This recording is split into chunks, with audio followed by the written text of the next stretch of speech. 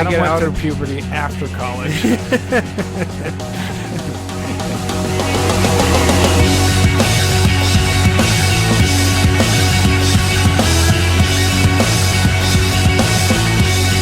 ain't nothing but a CommanderSmith, playing all the time. You ain't nothing but a CommanderSmith, specking all the time. You always catch the podcast, then you are a friend of mine. Nice, Elvis. Elvis? That number hound dog. Yeah. Is that the name of the song, or is it I Ain't don't know. Nothing But a Hound Dog? Yeah, or Hound whatever. Dog? It's Hound Dog something. Nice. Was that by anybody? You got that one yourself. That was my wife. My wife? My wife. She suggested I do something from that era. Nice. You're old. Welcome, CommanderSmiths. We are the CommanderSmiths. I am Adam Smith. And I am Lowery Smith. Don't worry. We're cousins. This is episode 90. Whoa! 90. Yeah, that's a big number. Yeah. What do we got today? We got stuff and things. So we're going to talk about a top 5 list, which is kind of fun, but it's not.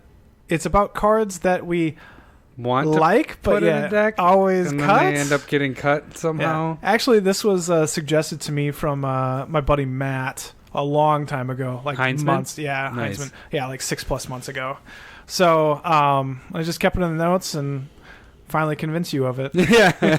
Well, it almost didn't happen for me. I was like, I had one, and then I was like, shit, What I else can't think is of there? anything else. I just knew one off the top of my head that always gets cut, and then I couldn't think of anything, and I was going to be cheap and be like, removal spells. I don't have enough of them.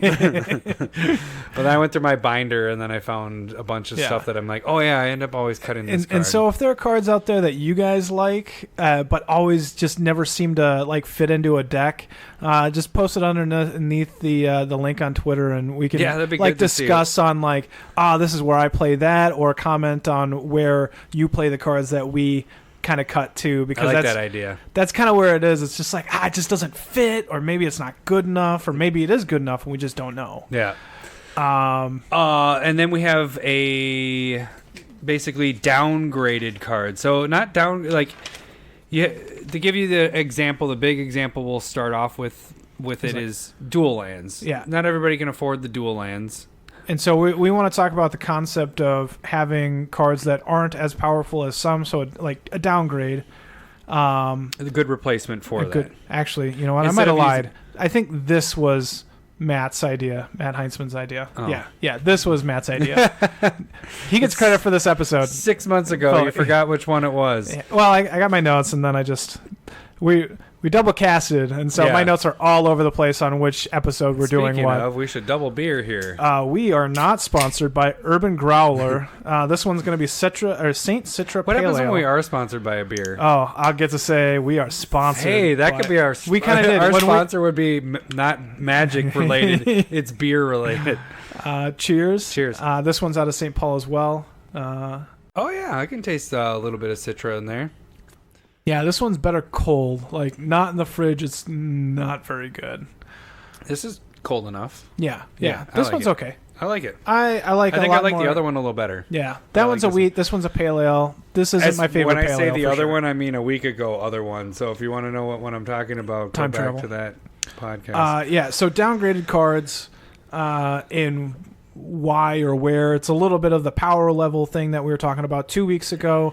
So we thought it'd just kind of be an interesting discussion to get into. Well, it helps because you don't want to go down to the tapped lands, like the ones that just come into play tapped. So we're going to give you better options of things you could use. Yeah. Especially because we were both doing different things on this list. Yeah. And we got together. I was like, that's not what I meant. That's not what I was thinking. So we're going to do when you don't talk ahead of time. Both of them. It's commingling of lists, and I think it turns into a good discussion. And then we get into an actual A and L question. We probably I did it right this time. Not an anal question. You've been practicing your anal. Oh. I did say anal there. But we are on Twitter, and we do jokes. We do not sharing with Adam. We do jokes.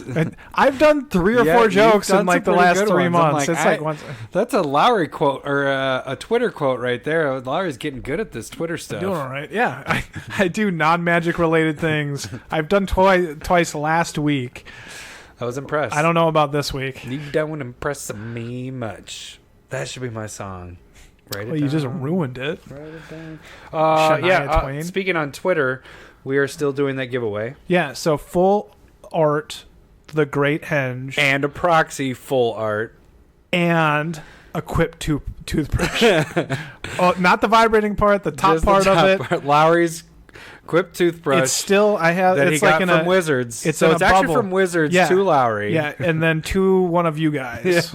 Because I don't know what to do with it. So stupid. If you just retweet this and say, I could use this, you might randomly win at a higher percentage by this point, randomly we have than other people. our link of the tweet that you need to retweet, and you just need to retweet that again. And I will send it out on each episode. I'll send that out again so you can retweet it. Give it another shot. And each retweet enters you into a chance at winning either the top part of a Quip toothbrush or I think that's the biggest prize right there. And potentially a super surprise from Lowery if the Quip toothbrush gets more retweets than the... I literally haven't thought about this any harder since last week. Well, that's that's because it's like 2 hours ago. It's a maybe. So, all right. Well, and then the other thing is go to YouTube, subscribe there. That's a free way to support our podcast. Gmail, give us song suggestions, more anal questions. And then Patreon. You can even do a love letter. Love letter. We haven't had one of those in a while. Yeah. Or you can just write us a love letter. Like yeah. Something. We'll read it. If you say read my opinion on you guys, and if it's mean, we'll read it anyway. We'll read it anyways. Yeah. I love you, I hate you dick. letter. And then patrons, the way that you can support the show financially and then also get some sweet proxies in the process. Yep. So why don't we jump into the episode, because we talk a lot, and because last week's episode was supposed to be only like an hour and we still went like an hour 30, 40. Yeah. And my wife says that we can go pretty long, but Bullshit. she doesn't mean this. No, she does mean this. She gets tired. She tells me to go to bed constantly. Go Shut to bed. up. All right, so why don't we start off with our top 5 cards to cut? So I told you this months ago as well. The title of this one I want it to be called the mAybe team. The mAybe team? Kind of like the A team, but the mAybe gotcha. team. That's why you extended the A. Yeah.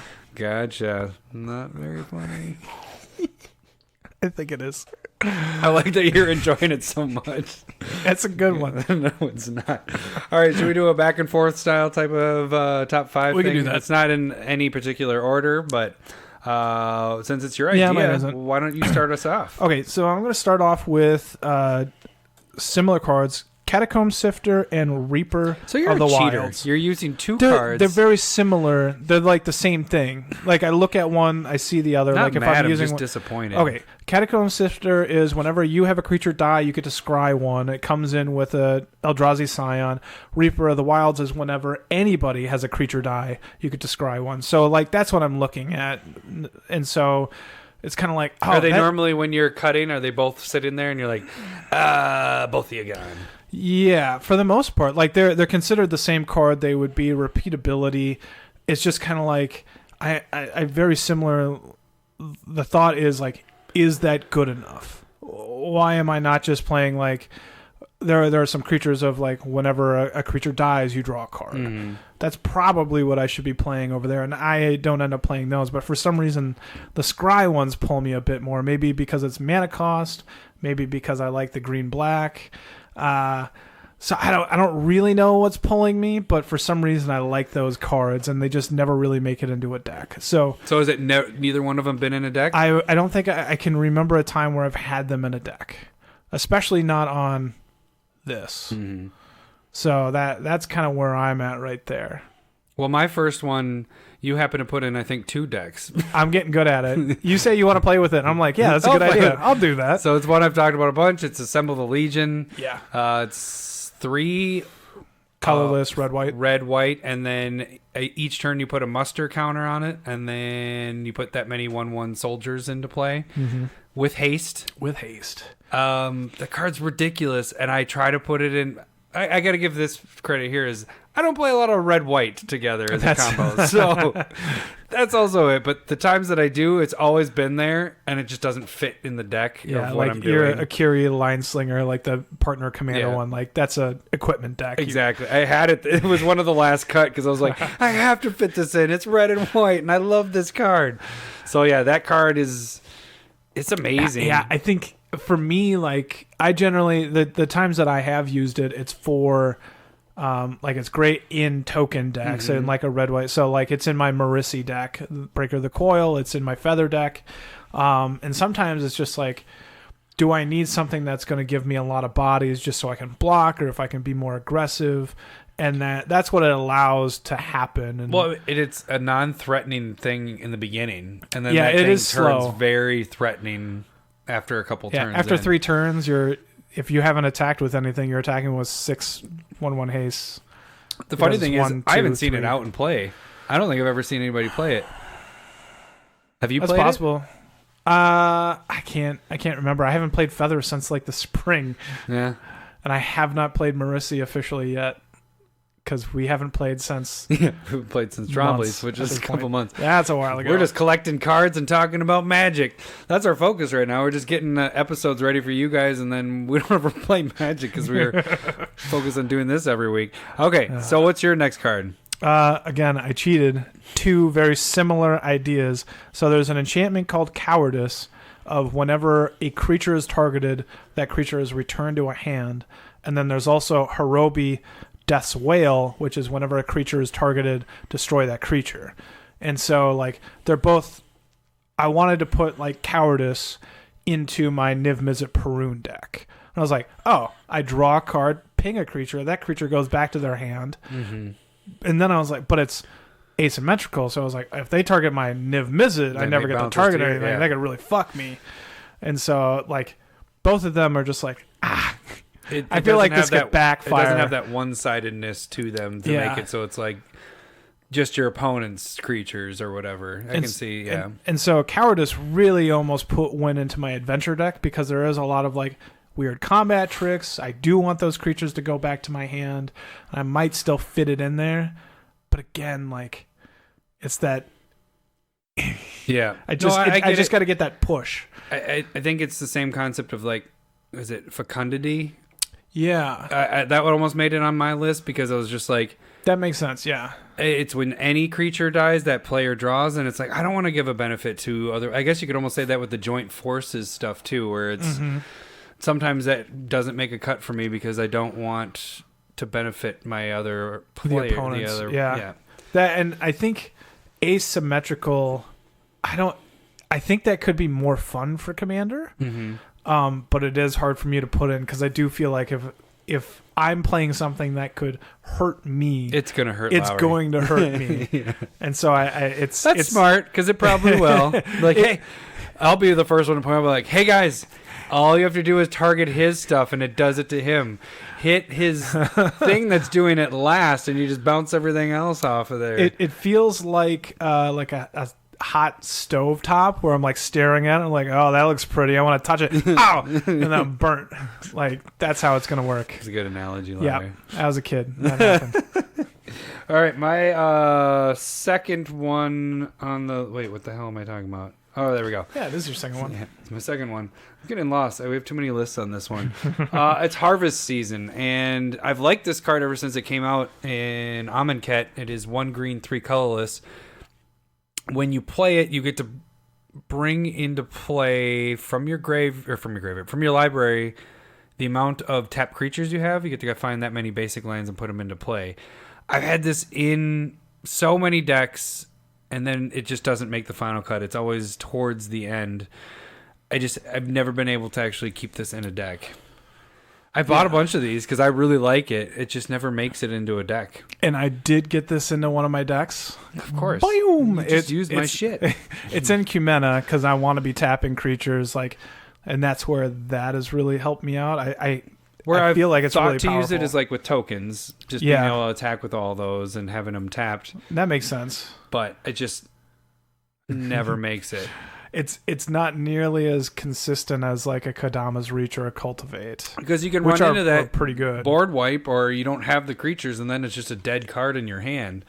Where those other cards, you always can go get a, Yeah, I totally see what you're saying. Like, it feels like, because I've wanted to put it in multiple green decks, and I'm just like, nah. Which just came out on video last week. Not sponsored by Lion King. It was pretty good. Did you watch it? Yeah, 20 years ago. But did you watch the new one? No. They make some pretty good jokes with it. And it's Seth Rogen that's Pumbaa. Yeah. He makes a lot of pot references. No, he doesn't. That's all he does. He speaks in pot. Yeah. But his stupid laugh. That was mean. Okay, so your next card is what? My next card is going to be Archon of Valor's Reach. Why are you looking on your phone? I just want to double check. So it's from Battle Bond. 5/6 Flying Vigilance Trample. Man, that feels really good, right? And then when it enters the battlefield, choose artifact, enchantment, instant, sorcery, or planeswalker. Players can't cast spells of the chosen type. Yeah, so you can choose any type of card, and people can't play that. Yeah, that's pretty brutal. And so if you're like a green-white hate artifact deck, which I just haven't made that, you can just be like, artifacts. And then people can't play artifacts anymore, which is going to be pretty... Or maybe you're light on creatures or something. People can't cast creatures. Like, that seems really powerful. But it doesn't make your decks. It just doesn't make the deck because, again, it affects you, so you have to be tilted that way.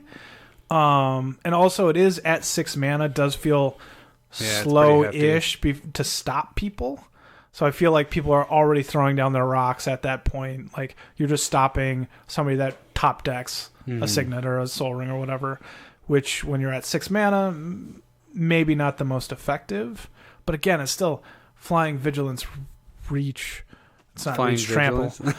Flying Vigilance Trample. Like, it's Flying 5/6 Vigilance 6. Reach. Trample. Not only can it fly, but it also can reach the flyers. When it's on the ground taking a break. Taking a break from flying. It's thirsty. My wings are tired, but I can reach you. Go Gadget Arms. Inspector Gadget. Oh, that's another song I could do. You could. Are there even words there? No. All right. My next one is As Foretold. This is a freaking sweet card, and I want to get it in decks so many times, and I just never get it in there. I think it's only in Rashmi. It did make it into Rashmi? I believe so. I think so. That would be the only deck that had it in it. Other than that, it's always been cut. It just seems it is a powerful card. So As Foretold is like, it's a 3-mana enchantment, and every upkeep you add a counter to it, and then you can cast something that's that or less than that for free. So your first turn, that's where people are breaking it with the suspend stuff, because then you for could zero, just, and then for zero and just cast it. So you do that. That's where Modern was playing it in other formats, and then Commander, you play that turn 3, and then you're just sitting there. No one's going to destroy that. It's not doing anything necessarily to the board. But late game, you're just casting whatever you want for free because you're getting so many counters on it. Even mid game, that seems really good. But again, it doesn't ever make it in a deck. But I think the reason why I did it with Rashmi is because I get to cast a spell for free, get Rashmi's little fun ability. Yeah. So I think I agree with you. I don't own this card, so I haven't had to think about this one. It does feel really bad late game. Maybe, but you can cast one spell for free and one spell with mana. But it still have to be like 0, 1, 2, 3. But each turn you're putting a counter on it. Yeah, but I'm saying late game. Oh, you get it like if you're pulling it late game, it's just I thought you were saying like if I had it out throughout the game. No, that ends up being real good. Yeah, okay. Yeah, I get that. I feel like, is it similar to the new card Fires of Invention? Which one's Fires? It's the red guy. It's red enchantment for 4, and then you can play 2 spells per turn. But it's only on your turn. Your turn, and as much land as you have. But I'm pretty sure, let me pull it up really quick. But I'm pretty sure that as for told, it's not just your turn, maybe? Speaking of, it is your upkeep. Well, no, once each turn, so that's why it's in Rashmi. Yeah. So you can do it on everybody else's team. Yeah. So I can see that being perfect in Rashmi, or like really good there. I don't know where else I would play it, though. If you're playing anything with spells, if you're able to just cast one for free, always have that open. That's always a threat. You know what I'm saying? A counter spell. This is probably pretty good for a counter spell deck because that allows you to just cast them for free. Yeah. And there's a you must make a counter spell deck just to play with this. I should. You should. I'd have to burn myself. Wow, that's a little over. Yeah, a little over the top. All right, I'll just cut myself instead. All right, Jesus. You got to listen to different music. Hey, no, that wasn't our list. That was dang it. That was our A&L question from last week that we never got to. All right. Mine. This one's kind of a little wacky, but Boldwar Heavyweights from Morningtide. It's 2 colorless, red for an 8/8 trample. When it comes into play, all other players get to go and put any creature from their library into play. That sounds so dangerous. It absolutely sounds so dangerous. But again, that story of wanting to touch like a hot burner on a stove, like just like, oh, but this could be fun. It's gonna wreck your face. That's why you don't play that card. It's gonna kill you. I was just thinking maybe like if I'm playing like a deck that steals stuff, that could be fun. Yeah, like where you're able to just like. But see, I would go get Ruin Scarred Demon, put that into play, then go get any card from my deck and put it into my hand. Yeah, and which is probably like a removal spell or a counter spell or just something bigger than an 8/8 trample. Like, there's so many ways that this could go wrong. Yeah, there's so many. I see why this doesn't ever make the cut. But there are so many times that I consider. I almost put this in my Marissi deck because you're giving everybody you do creatures. Put this in because I want to see this blow. I want to be playing the game when this happens because it will just blow up in your face. Just like turn 4, everybody's everybody gonna gets go the biggest at creature. you. That'd be such a bad idea, right? Yeah, you should just make a deck called Bad Idea. Everything in it is just. Well, if everybody does the right thing, it won't hurt me. But this is all coming back at my face. The wrong thing. Yeah, I mean, yeah. So it does pull me. Like I wanted to make years ago. I made a bad like casual modern deck around this, where I put like Aven Mind Sensor in there, Leon and Arbiter. And so, like, making it hard for people to search their libraries as well. But again, it's only, like, I know I'm saying it's only an 8/8 trampler, but there's so much life out there. Like, you're just going to piss a ton of people off. Yeah. And you're working really hard at having people not search their libraries. And, like, they might still hit or have the mana open. Like, I don't. Yeah, plus, I mean, think late game with that. But it could be really fun. Yeah. Right? Not for you. It could be. Everybody else, it's going to be a lot of fun. It could be a lot of like, what are you going to get? I'm going to get this is going to fuck with Lowery. Okay, well, I'm going to go and get Ulamog. Yeah. I'm going to go and get, I can see why you don't want that. All right. My next one is I do put this in decks, but more often than not, it is on the table to be in the deck and then gets cut. It's Worm Coil Engine. I know that sounds kind of crazy because we had this as one of our top cards for some list we had recently. I don't remember what it was. Oh, no, it was the kill. Don't kill on sight. Yeah, don't kill on sight. I think this is currently in like 1, maybe 2 of my decks. I'm not positive with that, but I always want to put it in there because it has the life gain, it has the death touch, and then if it dies, it splits and all that stuff. But it only fits in it has to fit with the theme, and that just doesn't normally fit with my theme that I'm doing. So really, I think the decks that it's in are ones where I'm sacrificing. I think it might be in Teysa. Teysa? Oh, yeah, I think it's sure. in Teysa because then I'm sacrificing and doing her stuff or whatever, so I'm doubling that. It might have made it in Slimefoot, but again, I haven't played Slimefoot for like a year and a half now because I don't like the deck anymore. But I think that's about it. That's the only decks I can really think of that I might have it in. Yeah, and for me, and I think we've talked about in the past, you don't really like graveyard shenanigans that much. You don't interact with it. To whereas me, that's why Wormcoil Engine being colorless fits in so many decks when it comes to that kind of thing. Like just being able to recur it with Feldon of the third path, like that gets ridiculous. Or if you're there's like artifact shenanigans. If you're playing a deck that's doing graveyard stuff, and I haven't built one for a while that way, it fits. And then like Teysa is a sacrifice deck, and I'm meant to bring back stuff from the graveyard, so it fit perfectly totally fits in the there. theme. But other than that, I always try to get it in decks because I'm like, I need life gain in this. It's a 6/6, and I gain life off of it, but then I always end up cutting that card. So, yeah, for sure. No, I think it is really good. But again, I would agree. Like it might be just like maybe too bland to fit into a lot of stuff. a bland 6/6 death touch lifelink that splits. But they're into two. vanilla Yeah, keywords, I know. so yeah, the splitting into two I think is the interesting part. Yeah. So I do really like it. I like it. It's just it doesn't. It tries to, one or two. Let me put it this way: it tries to get in a lot of decks, and the percentage that it makes it in it is very small. That's kind of what this deck or this list is, though. Just like cards that just don't make it. Yeah. All right. What's your last one on your list?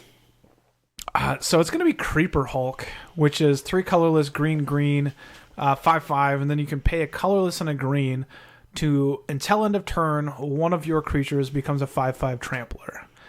And for some reason, this like really pulls me because I'm just like big green creatures. Yeah, what trample? I could just turn like my early mana dorks into like big actual threats later on. Like Wood Elves turns into a 5/5, and it's only until your end of creatures. turn. You can't do it. To Yeah, others. I did check on that, and so yeah, it's only your creatures. That would have been a lot more fun too if you can be like, if you attack that, I'll turn your guy into a 5/5 trampler. That would be very interesting. That would probably pull me into playing it. Yeah, I could see why it gets maybe a cut. It's really nice. I mean, especially if you're playing a token deck. Yeah, But again, you have to have that mana open. it is mana intensive, totally. To do that, like it'd be nice if you could just tap one and do it to one, and change a bunch of them. But tapping two, that gets a little. Can be a bit more like, I think there's a couple of things that could be really cool with it. There's like it's an enchantment reservoir. Kind of went off when yada yada. I don't remember.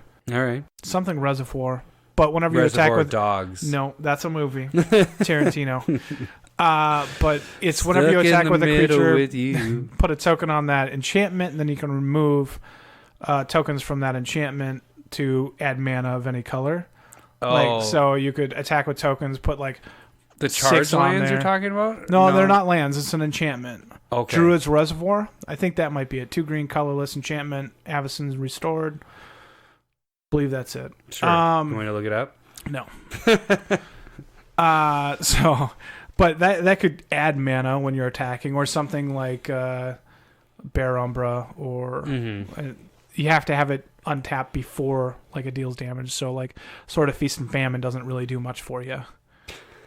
I can see why you cut it though. It's just mana intensive. It's a little too expensive. You're probably not doing enough damage at one point. And so it's just kind of like, but it seems really kind of cool. But definitely I can see it going in token weenie deck though. That's where I would see it. When you have extra mana, like a little bit of a sink or something. Yeah. Like this for sure wasn't good enough in like Nikya, like doubling mana. I could just pay 1 forest and make something a 5/5, but most of my stuff is 4/4 5/5 anyway, so it just wasn't going to do enough. Yeah, this in a token little weenie deck makes some Magnum deck. Big Magnums. No, I get it. Yep. All right, my last one. That's what Magnums are. Yep, they're big. They don't call them the mini Magnums. My last one is Mind's Eye. I always try to get this one in decks, and I think it is in a deck or two, but it's a good draw engine. But again, it's 5 to come out, and then you have to leave that mana open, and it's the tapping part I don't like. I hate that way you have to tap the... You'd much rather just play Consecrated Sphinx and draw 2 Correct. and pay nothing. Or play Rhystic Study and have you pay mana for me to not draw cards. I think it's the 5 part of getting it out there, and then that turn you're probably not going to be able to do its ability because that's kind of a hefty amount to come out. Yeah. And then turns after that, it's good.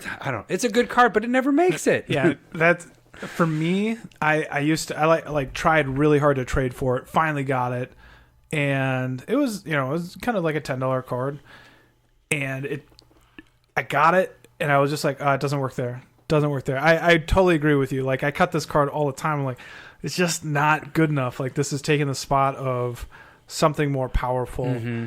Or fits with the deck more, fits the theme, or... And so the one place that I have found that I really do like it is the Oketra deck from War of the Spark that I made. Mm-hmm. Like, I run out of cards in mono white. Yeah. And, like, it for sure fills a hole where you have... that problem with drawing cards, which mono white has. Mono red probably has that same problem. Mm-hmm. And so those, I think, is where you could for sure use this. Maybe I'm or if you're missing playing a deck that ramps a lot, has a lot of rocks. Yeah, and so just you have being able to the do mono that. open and everything. I think I saw Trombley play this in his Kalia deck.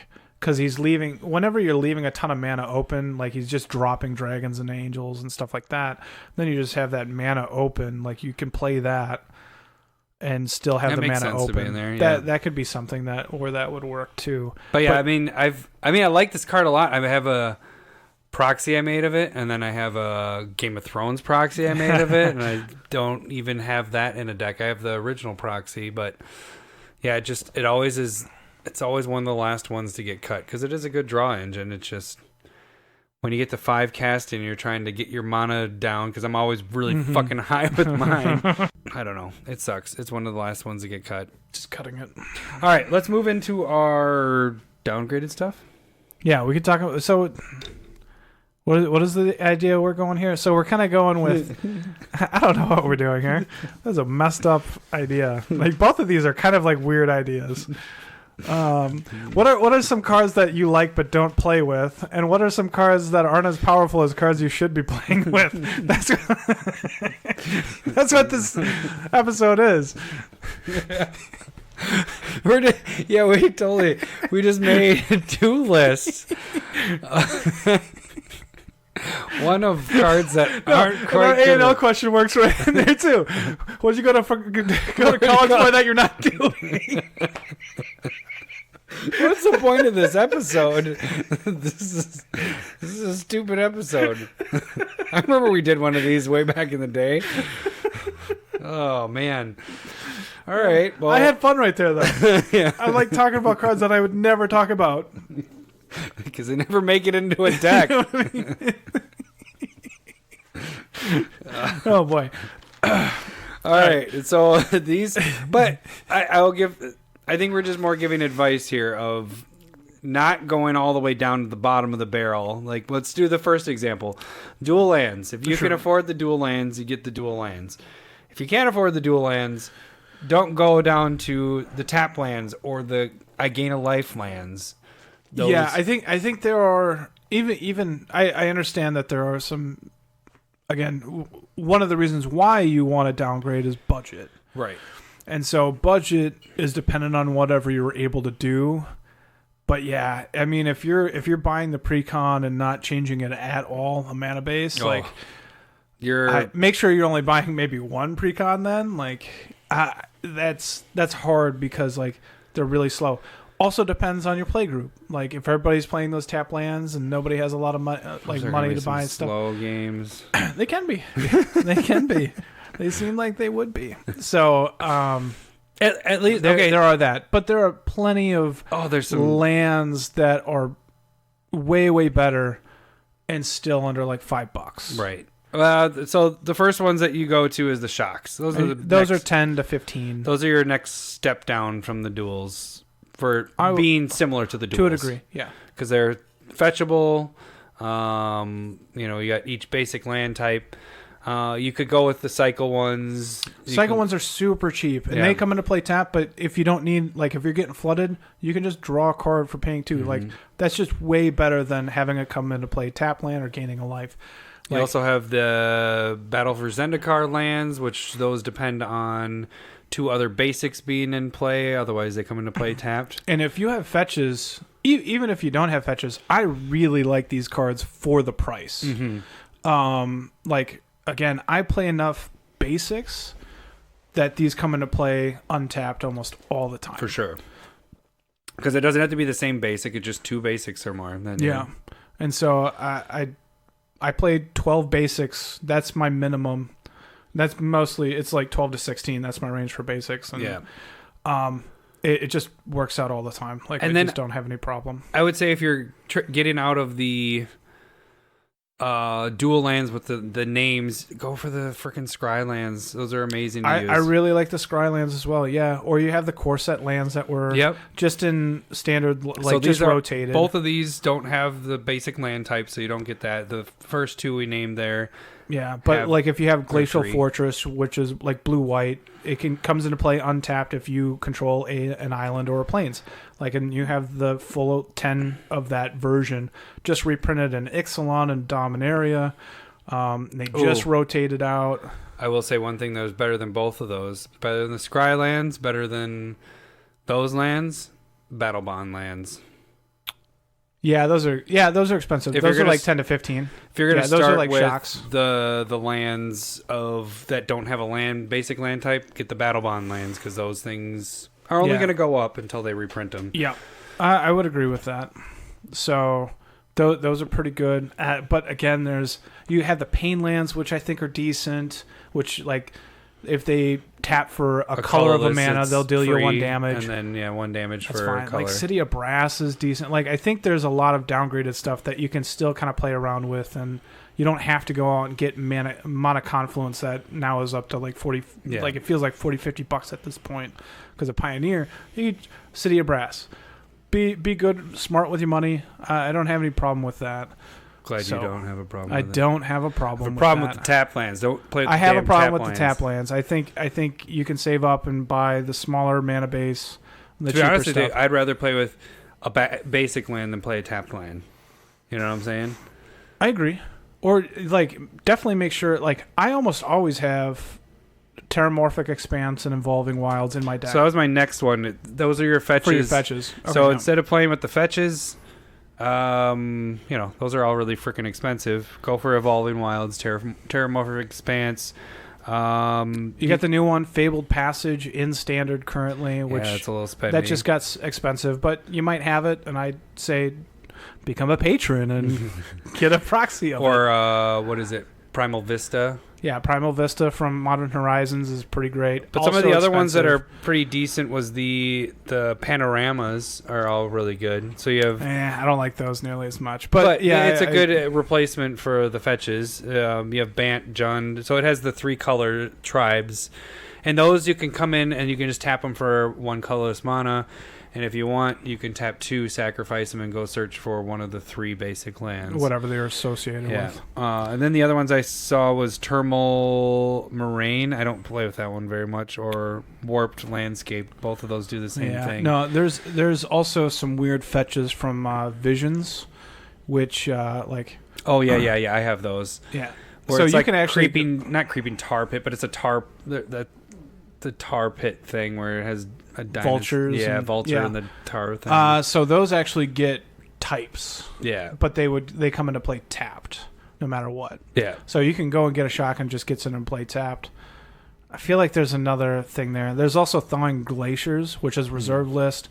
It's like $20-ish now. So that's a little more expensive. And that's also kind of awkward. But if you're playing like Oracle Moldiah or Exploration, that allows you to like play more lands. Thawing Glaciers turns into a pretty solid card.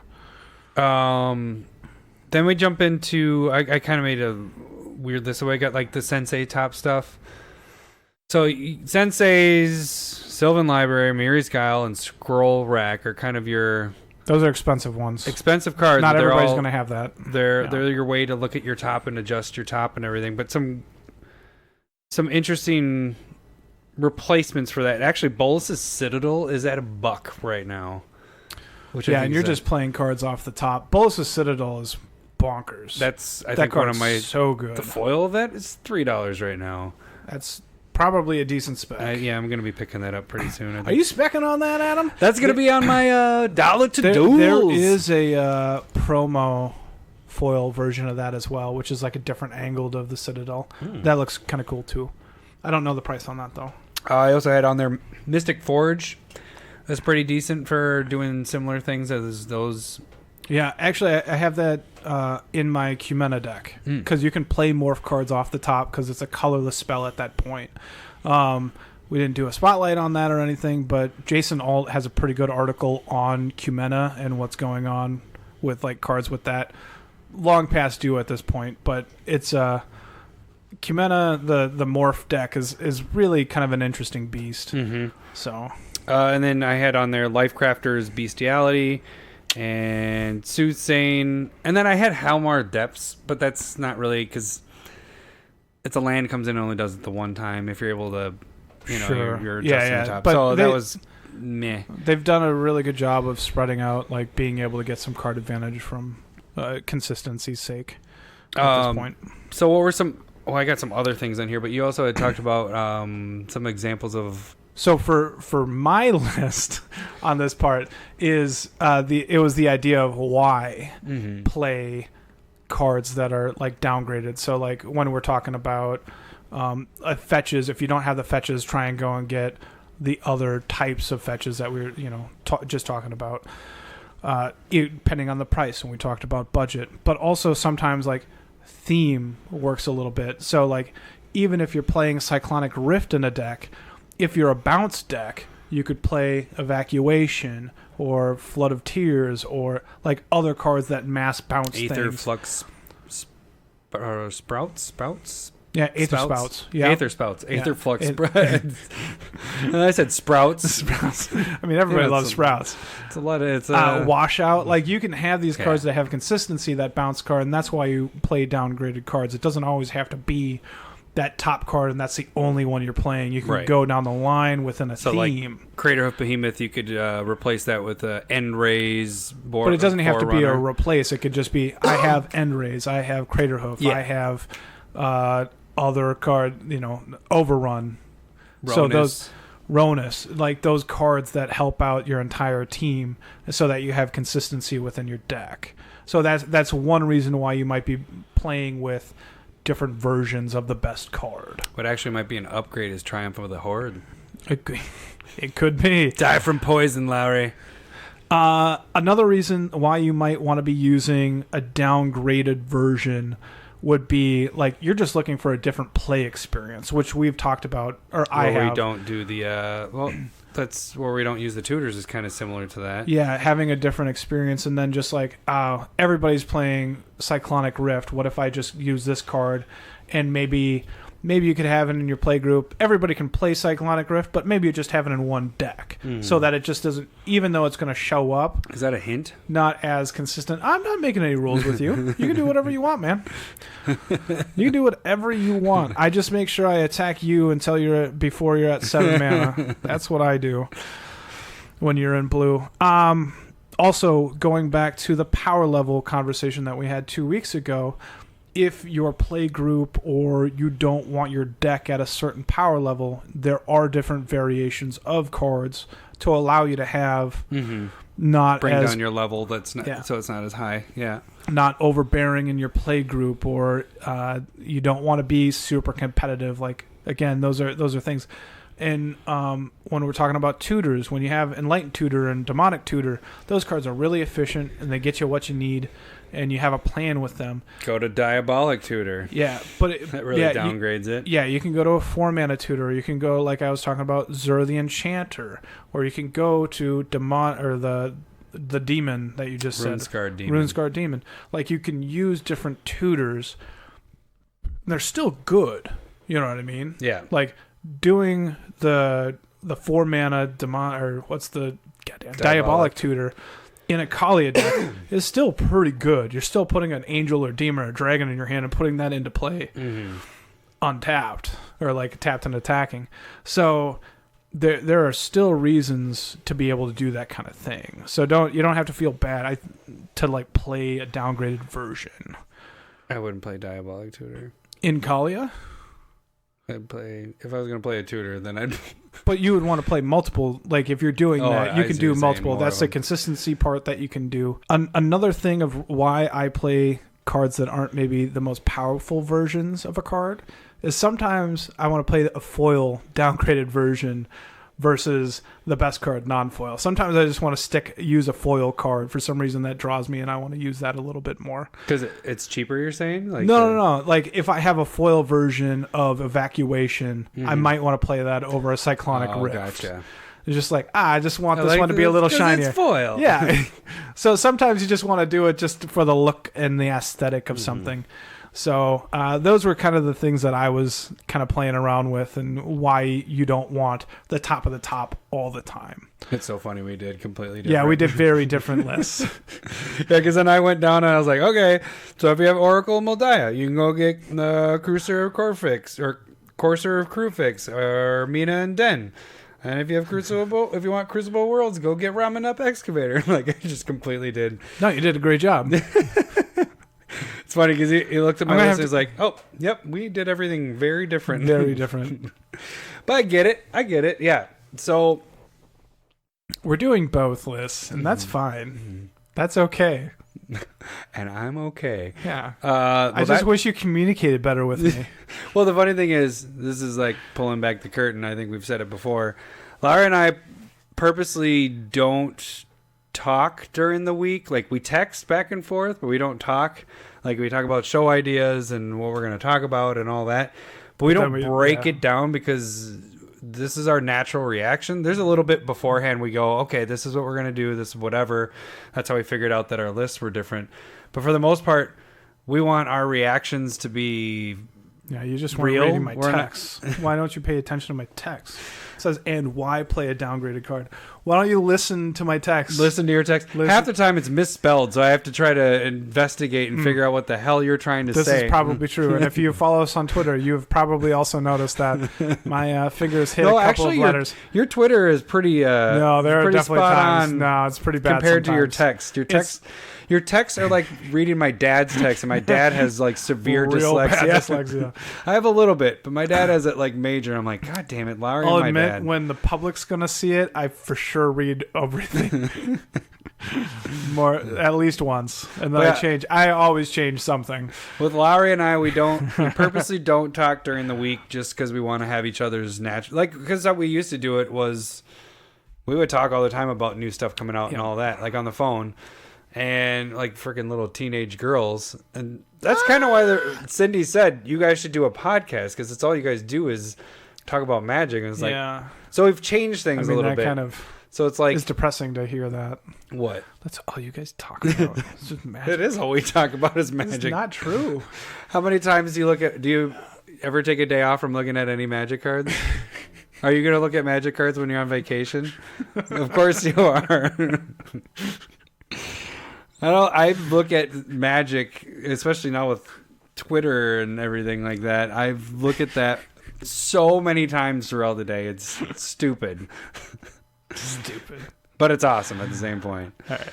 What do you want to finish off your list? I already finished my list. Did you? Yeah. Oracle of Moldiah? Oracle and Ramen Up Excavator. I kind of just was given some options. But Crucible the thing is right now Crucible Worlds isn't as crazy as it was. It's going to get there, so if you don't have Crucible, might as well just go get it. But I was more taking the cards like Life of the Loam, like you're talking about, like graveyard synergies with your lands, stuff like that. So I think there's always going to be like the ability to have consistency, and that's down. Like if you see a card that works with a card, and you're like, that's bad, it's cheap.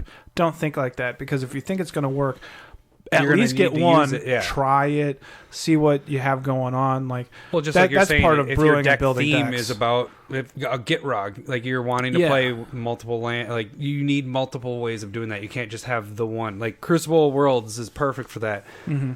You're not going to come across the Crucible Worlds in your 100-card deck very often. Well, so now you have a Ramen Up Excavator. Now you have a better chance of Life getting from the Loam, or you have Splendid Reclamation. Like there are cards that bring lands back, and you kind of want all of those. Like in my mind, like I was buying Splendid Reclamation, which is a sorcery, for 50 cents. They're like $2-3 now. I see it getting higher because it brings all lands back into play tapped from your graveyard. Like that's a great card. Yeah. Before people and it's only one green and 3 colors, right? Yeah, yeah. So like that style of card, if you're like, oh, this works well with this, and depending on what budget you are, what your theme are, all of those things kind of mix together.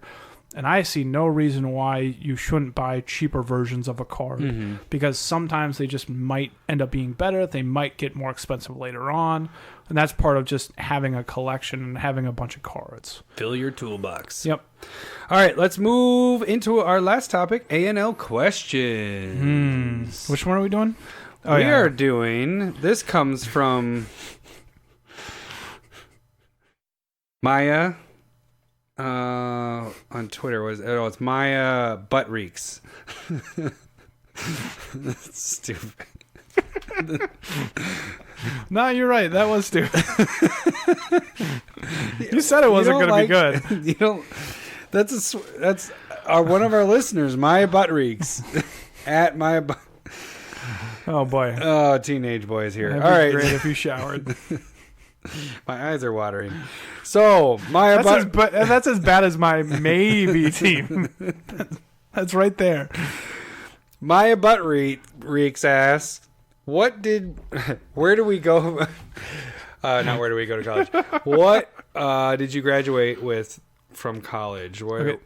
Yeah, all that. And also, what are we doing now? Which is not the thing from college. So why don't you start us off, Lowery? Myah Butreeks really wants to know. It's I think our first female listener. I wouldn't that assume. we know of. I wouldn't assume. That we know of. That we know of? That has contacted us about this questions. You know Myah. Just go. Just do your part. Stop just looking at me. I'm crying still because it's really dumb. Okay, so I went to school to become a health and physical education teacher, which is a double major, and it took me a while. Oh, don't do that because it took me a while. It took me a lot longer. No, it took me 5 years plus student teaching, K through 12 licensure. So I could teach kindergarten through senior in high school. It was a lot of fun. Passed everything. Did well. Went out and subbed in the wild and also had fun, but it just didn't work out for me. Yeah, the jobs weren't there at that point in time. So like I kind of pivoted, and our family, aunts, uncles, grandparents, all of them are very kind of work for themselves type thing. They all kind of run self-employed. And so I became kind of like a handyman / property manager. That kind of went hand in hand with at the same time as what I was doing too. Yeah. And that's probably where I got like working with you, and that's when we started talking Magic all the time. Yeah. We would spend 8 hours a day talking Magic, and then you would drive home an hour, and you'd call me up, and we'd talk all the way. That was ridiculous times. Why didn't we do a podcast then? It didn't exist then. Yeah. So yeah, we can talk sometime. But yeah, that's I learned a lot of my painting from you because you did that in high school. Yeah, I did a lot of high school and college. Yeah. So I learned that, and then my dad runs properties, and your dad does construction, or uncle does construction, and so I just kind of became, whenever I could work, I worked. Larry can fix anything. That's not true. I can fix stuff. I can. Yeah. There are plenty of things that I don't know how. From when you were working with me on the rentals, you know a lot more than when we knew back then. Basically. Yeah, I was pretty incompetent back then, though. But I mean, you were just starting out with all that stuff. But you actually did a little bit more than that. You used to work on your dad's. Also did farming. Yeah, so I did some farming. I always helped my dad do harvest and planting down in Nebraska. And that kind of made it hard to teach consistently too, because it'd go, spring would be when planting happened, and fall is when harvest happened, and you're taking 2 months out on each side. I've harvested up until Thanksgiving before. That was the last year. I was like, Dad, I'm done. Yeah. I can't do this anymore. Because we were harvesting for it can be a long time. Old Bessie, our combine, is at that point 10 years ago was 40 years old. Jeez. Like it was a lot of work. Is your dad just to keep it still up. farming it out? Or? He still farms, and he bought a new combine right when I quit. Perfect timing. I'm pretty sure he kept the old combine just to keep me around. And once I was done, he was like, "Oh, this is too much work. Let's get a new one." And it just doesn't break down nearly as much. Does he still farm the same amount of land you guys are farming? No, he before? does more. He does more? Yeah, he's silly. He's a silly man because he's getting old. Yeah, he's up there. He's the oldest out of the brothers. He is. So, but that's kind of where my career path has kind of been. So totally followed your college career? Yeah, that teaching thing. I would say if I didn't do the teaching aspect, I wouldn't do this. What do you mean? I became, a big thing of becoming a teacher is like, I've always kind of tried to focus on something that I wasn't good at or fearful of and kind of like try and become better at it. Speaking? Yeah, speaking. I used to, like, in high school, I would get super nervous and like the palms of my hand would hurt from like anxiety and stuff like that. And I don't have that anymore. And so being in front of students and making lesson plans and being very confident in what you're doing, it teaches you how to prepare for it. And there are different ways of doing that too. So, but just going down that line of teaching helped me become better meeting people and doing a podcast. Yeah, doing a podcast and being Wait more until we're in confident front of an audience. Could you do it then? Are we going to do this in front of a live studio audience one day? Oh man, that would be awful. Yeah. I've heard shows, and when they do it live, it sounds so different when they're in front of people. I don't know. The dynamic changes, Well, because you're probably interacting with the crowd too. I went to school to be a meteorologist. Ooh, that sounds sciencey. Went there a lot longer than Lowery. It took me 7 years. A lot of people go to school. Yeah, but you didn't transfer. A lot of people go to school for 7 years. Yeah, they're called doctors.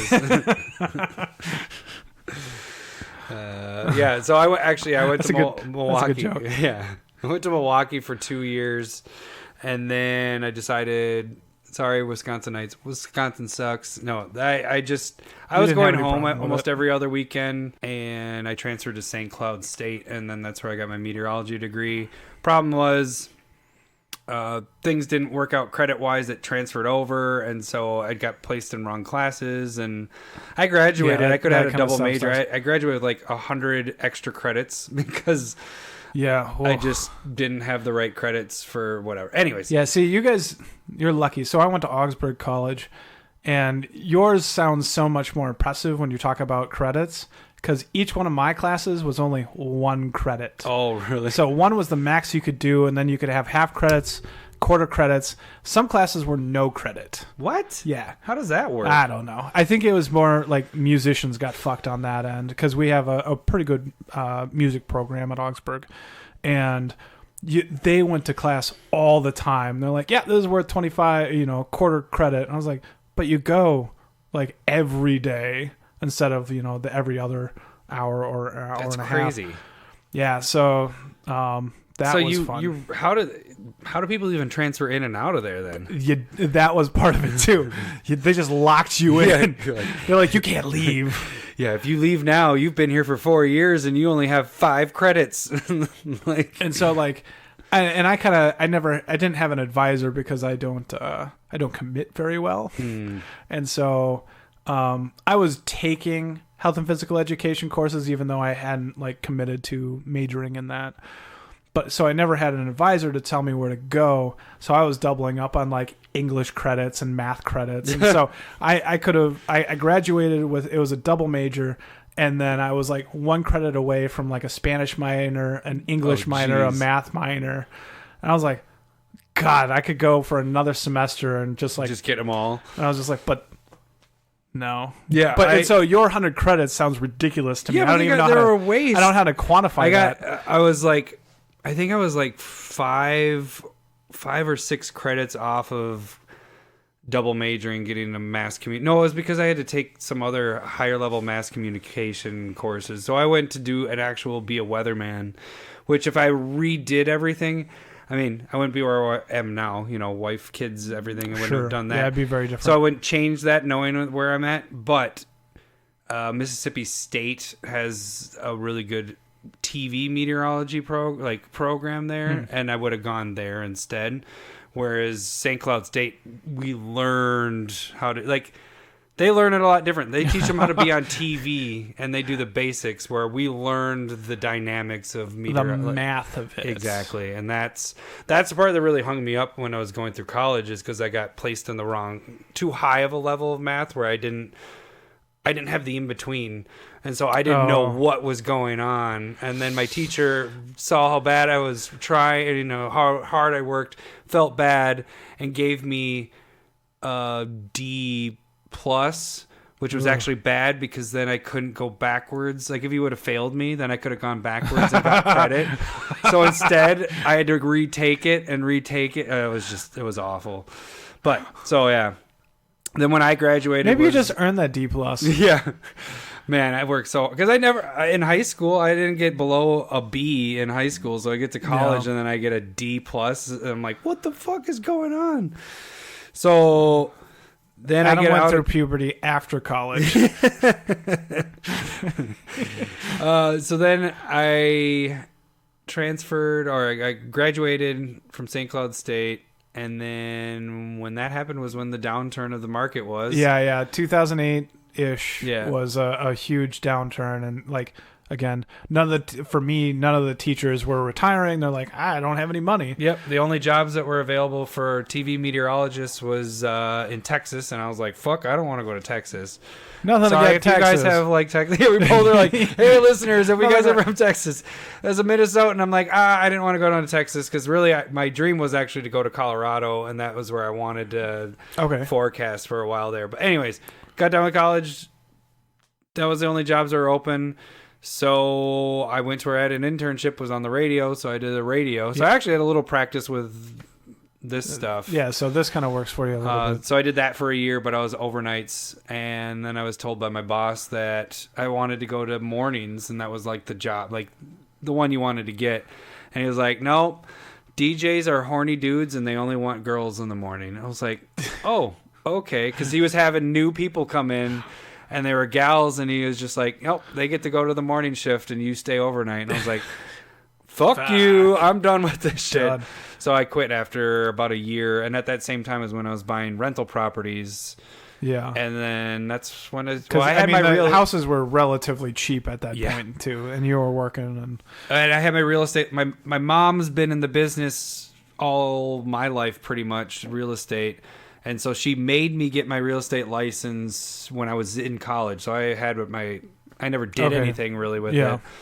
So then while I was working there, I was also looking for rental properties, and then that's how I got. And I remember you doing the overnights too, because I'd be down because you did the area for my farm. Oh yeah, that's right. And so, like, shit was getting wild down there for storms, and I'd call up Adam and I'd be like, what's going on here? So can you tell me what's going on? That's right. I can't get like the Thursday night football game or something. Yeah. And so I'd call you up or text, and you'd be like, yeah, you should probably get to a basement. Oh yeah, there was a couple of those where I was like, dude, it's coming to you. Yeah. Because then I'd be like, hey, Dad, we're going to bed. So go down in the basement. I guess I should say with the radio stuff, what it was is we covered 300 stations around the Midwest. And so we were one of the people that, like, if you're listening to the radio and then there's a severe thunderstorm warning or a tornado warning, we are the ones that would break into the radio station. Basically, we had a code that we could knock them off the air. Oh, wow, and be that's like, power. Hey,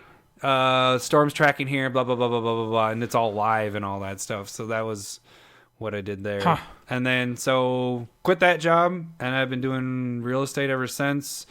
Just recently, kind of over the last 3 years, started doing vacation properties down in Florida. We sold our rentals up here in Minnesota, and we have vacation rentals in Florida. So Yeah. Lowery doesn't help me with my properties here anymore. He used to be my... Because you got rid of them. Yeah, I got rid of them all. So they're down there. So that's... my income shrunk.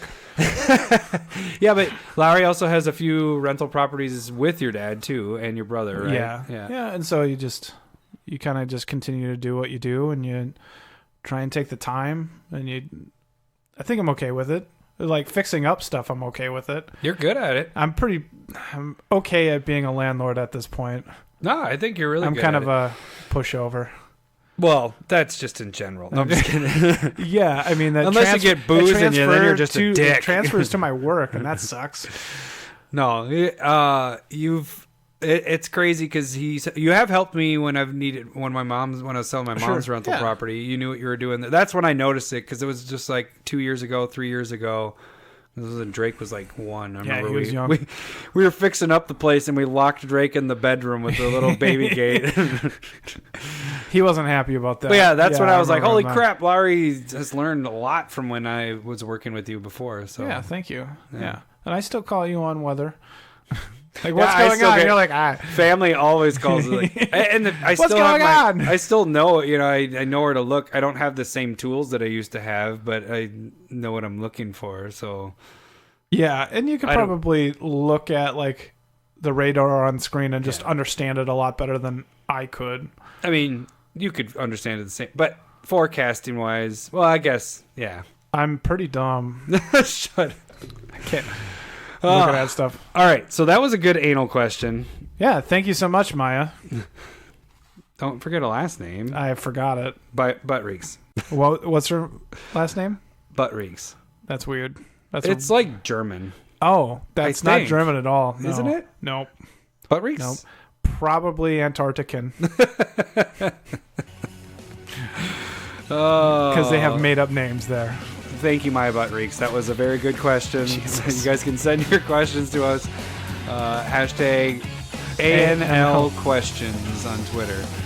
All right, that should do it for this week's episode. We will catch you guys next week when Lowery's back from Florida, nice and tan. We'll see you guys later. I don't tan. Bye. See you. Bye.